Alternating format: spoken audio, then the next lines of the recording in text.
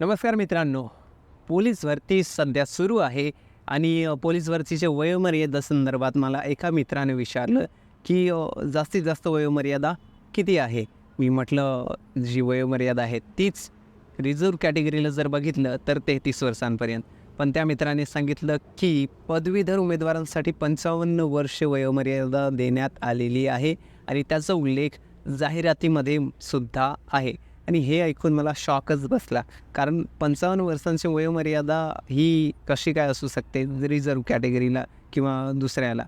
तर म्हटलं स्क्रीनशॉट पाठव आणि त्याच्यानंतर त्याने पाठवल्याच्यानंतर लक्षात आलं, की ही वयोमर्यादा खरी आहे. 55 वर्ष उच्चतम वयोमर्यादा देण्यात आलेली आहे आणि ती असणार आहे अंशकालीन उमेदवारांसाठी. तर या ठिकाणी आपल्याला अनेक जणांना प्रश्न पडला असेल, की अंशकालीन उमेदवार कोण आहेत आणि त्यांना ही वयोमर्यादा एवढी मोठी किंवा म्हणजेच 55 वर्ष एवढी का देण्यात आलेली आहे. तर तेच आजच्या या व्हिडिओमध्ये आपण समजून घेण्याचा प्रयत्न करणार आहोत.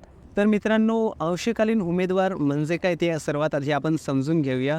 तर 1990च्या दशकामध्ये म्हणजे 1990चा जो पूर्ण टाईम आहे 1990च्या नंतर त्या वेळामध्ये त्या टायमामध्ये राज्य सरकारकडून आपल्या महाराष्ट्र राज्य सरकारकडून अनेक अशा भरत्या म्हणजेच नियुक्त्या करून घेण्यात आल्या. अनेक असे पदवीधर उमेदवार जे आहेत त्यांना नोकरीवर रुजू करून घेण्यात आलं. पण ते एकदम छोट्याशा मानधनावर फक्त 300 रुपये एवढे मानधन देऊन त्यांना कामावर रुजू करून घेण्यात आलं. परंतु ते सरकारी कर्मचारी नव्हते. एक प्रकारे कंत्राटी उमेदवार म्हणून त्यांना घेण्यात आलेलं होतं. परंतु या ठिकाणी जर बघितलं तर हे काम पूर्ण वेळ नव्हतं, अर्धा वेळ होतं. म्हणजे त्यांना आठवड्यामधून 30 तासांपेक्षा कमी काम देण्यात येत होतं आणि त्याच्यामुळेच त्यांना अंशकालीन उमेदवार असं सांगण्यात येतं. तर मित्रांनो, ही जी योजना होती, हे जे उमेदवार घेतले जात होते हे 2004पर्यंत घेतले गेले.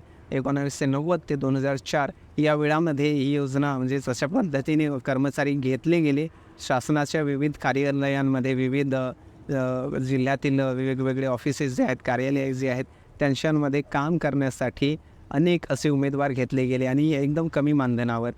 त्याच्यानंतर 2004च्या नंतर ही योजना बंद करण्यात आली आणि जे कर्मचारी आधीपासून अंशकालीन उमेदवार म्हणून होते त्यांना तिथून जे काम आहे ते बंद करण्यात आलं आणि त्यांना एक सर्टिफिकेट देण्यात आलं अंशकालीन उमेदवार म्हणून. हे सर्टिफिकेट त्यांना तहसीलदार किंवा जे ऑफिस आहे, जे कार्यालय आहे त्यांच्या वरिष्ठ अधिकारी जे आहेत त्यांच्याकडून देण्यात आलेलं आहे. आणि हे जे आहेत त्यांना एक नोकरीची संधी मिळाली असती त्यावेळेस जर त्यांनी इतर ठिकाणी म्हणजेच अंशकालीन उमेदवार म्हणून काम केलं नसतं. तर मला वाटतं अशाच पद्धतीने याच कारणाने हे जे उमेदवार आहेत यांना ही वयोमर्यादा देण्यात आलेली आहे, की ते आता या रेंजमध्ये जरी असतील, या वयामध्ये जरी असतील तरी त्यांना एक सरकारी नोकरीचा लाभ मिळावा, त्यांना नोकरी मिळावी म्हणून या ठिकाणी अशा पद्धतीची जी सूट आहे ती अंशकालीन उमेदवारांना देण्यात आलेली आहे.